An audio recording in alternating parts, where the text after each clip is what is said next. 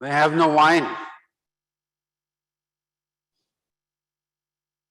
Our country seems to have no wine. Our government has no wine.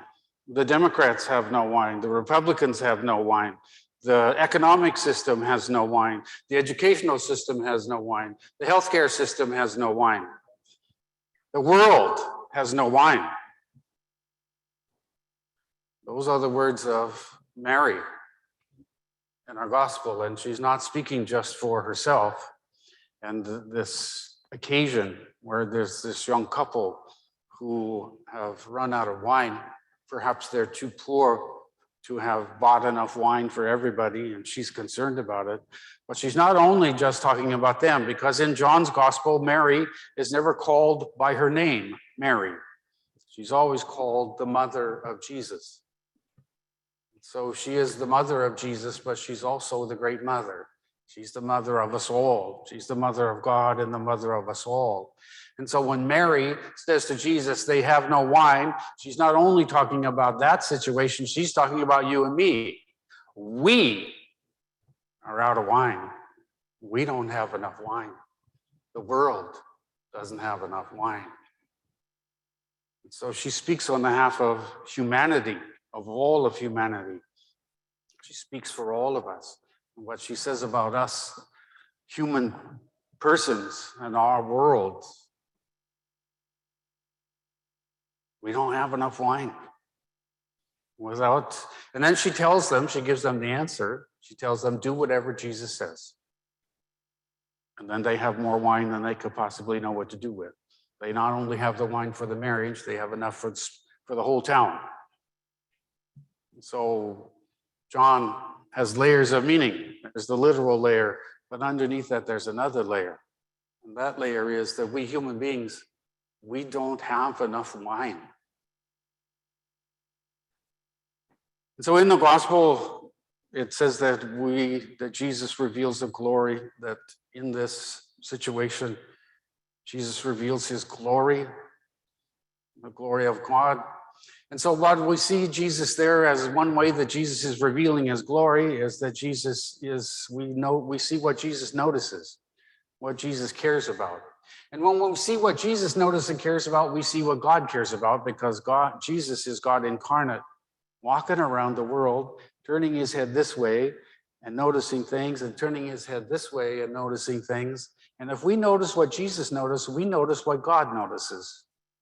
What part of human life God is most keenly interested in is what Jesus is most keenly interested in. And so we have a kind of spirituality, which is to notice what Jesus notices. That will tell us a great deal about Jesus and God, but also about ourselves. And so we have to ask in this gospel, what does Jesus notice? And then Jesus' life, what does he notice? Well, it's pretty obvious.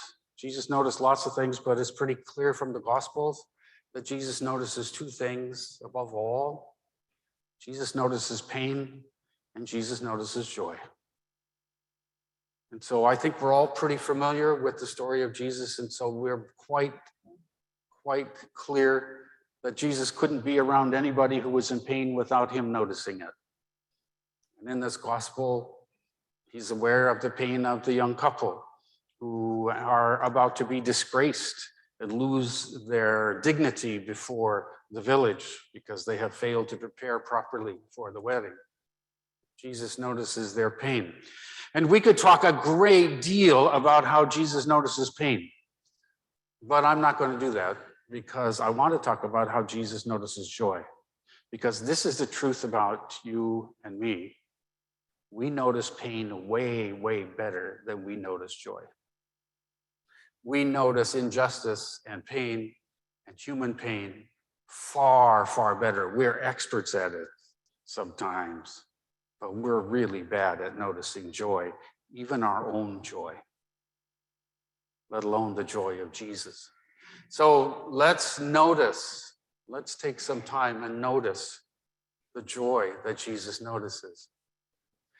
So first of all, Jesus notices the joy of of this wedding feast. Jesus seems to have loved weddings because they are such joyful occasions.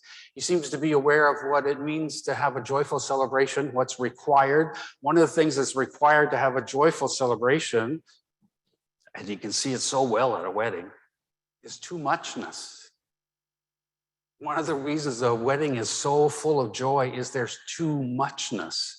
There's too much food, there's too much dancing, there's too much music, the clothes are too beautiful, there's too many people because you got to get all the relatives there and everybody there and the friends there, and there's too much formal ceremony. And you go to a wedding and there is too much.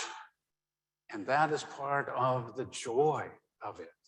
Is that there's overflowing, is that the wine is overflowing, and there's more wine than anybody could want. And so Jesus seems to know, Jesus pays attention to his own joy, and he knows how to share that joy with others. Jesus feels joy at a wedding, and he wants to share it. So he makes sure there's too muchness there. There's vastly more wine than they can use at that wedding. And that too muchness is part of what brings joy to a celebration, to an occasion. By the way, every Mass is that way. That's why we have music and vestments and people doing, this is a place where too muchness happens. And that's part of what brings joy to these occasions. So Jesus notices his own joy and wants to share it, but then there's also, if we look at Jesus in the Gospels, he notices the joy of something that is lost that has been found. So he notices the sheep that has been lost and found, and the great joy of the woman, the widow, who's lost her coin and who sweeps the house and searches the whole house, and she finally finds it. And she's so full of joy that she has to call up her neighbors and say, we got to have a party. So Jesus notices, one of the things he notices very clearly is when things have been lost, that they have been found. And when we've been lost and we have been found, we feel a great joy. One of the other places that Jesus notices joy is when the poor, the lowly have been raised up high. That brings him joy. And when the small and the young and the world of the world and the little of the world have been given the gift of God's wisdom, and they are more wise than the experts and the big shots, that seems to bring Jesus joy. But there is another kind of joy that Jesus seems to be so clearly about, and that is that joy is a sign of where God is working in human lives. And when we experience joy, and that's one of the reasons we need to get better about noticing joy, we not only need to notice the joy in others and want to share our joy with them, but we also need to notice where God is working. And to notice our joy is a pathway to noticing where God is working in us. Because joy is a sign and a signal. It points to where God is at work, where God's doing something that's working in our hearts and lives. And so this is the way the woman tells the story. She says, there we were. We were at the airport, in the airport lounge, waiting for our flight. And she says, and there's her husband. And she says, he started drinking martinis. And she said, after a while, I look around the airport lounge and he is braying like a donkey to anybody who will listen. And she says, I just walked out. And I said, I'm not going on this trip. And she said, the reason she says it is she says, it was the crushing mediocrity of it all. She couldn't stand any longer the crushing mediocrity of just shooting from the lip when you've had too much to drink and not really saying anything. And so that's one of the reasons there was no joy. There was no joy in that. It's one of the reasons that we have to notice joy in our own lives and the lives of others, because it is possible to construct a life that is too small for the size of our minds, for the size of our hearts, for the size of our spirits. It's just too small. And we can't stand it anymore. We won't be able to stand the brutality of the mediocrity. We need something larger in life. And one pathway, that's why we have to notice our joy, is that one pathway to that larger life is to notice the joy that shows us this is where God is at work in our lives. This is where God is working. Go follow that joy. See what that joy is about. Follow it and develop it, because that's where God is at work in our lives. And the truth is, we're so much better at noticing pain, and we're really lousy at noticing our joy. And yet we have to get better at it. That's a spirituality, is to notice our joy and the joy of Jesus, because that's the joy of Jesus within us. And on this weekend, when we remember especially Martin Luther King Jr., as we celebrate this memory of his, on this memorial of his death, we also need to remember joy, because there is a connection in our lives we need to remember the connection between love and work and joy. There is an intimate connection between those three things. There is the love of God that we always talk about.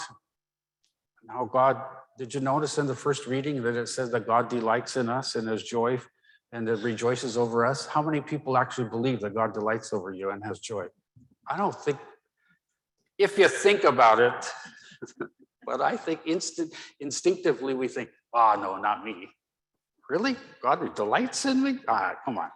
Maybe somebody else, but maybe sister, but not me. But the truth is, we are the joy of God. And so there's an intimate connection between three things. The love of God.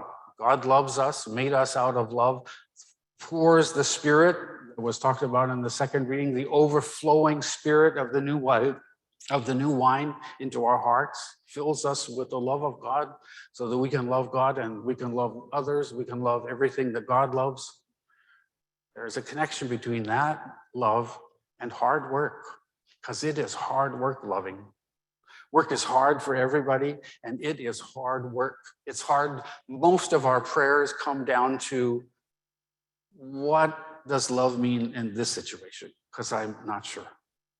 We wonder time after time and situation after situation, what would be the truly loving thing to do here? And so love is hard work. There's just no getting around it. And if it isn't hard work, we're probably not doing it right. Loving is hard work. But after a lifetime of loving and the hard work of loving, what comes in the long run? The incredible joy of having done good work. The incredible joy of a life of year after year of working hard, of the hard work we did. And it was good work. And we have to believe that that is the kind of joy that Martin Luther King Jr. felt at the end of his life, and what made his life worth living for him, no matter how he died. He was able to look at his life and say, that's a long line of hard work, of the love of God and the love of others. And I know I've done good work. And that is a great joy. That is an enormous joy that we're all meant to have in the long run of life. So let's come to this altar and let's come noticing what Jesus noticed. Joy. Let's notice the joy in our own lives as the pathway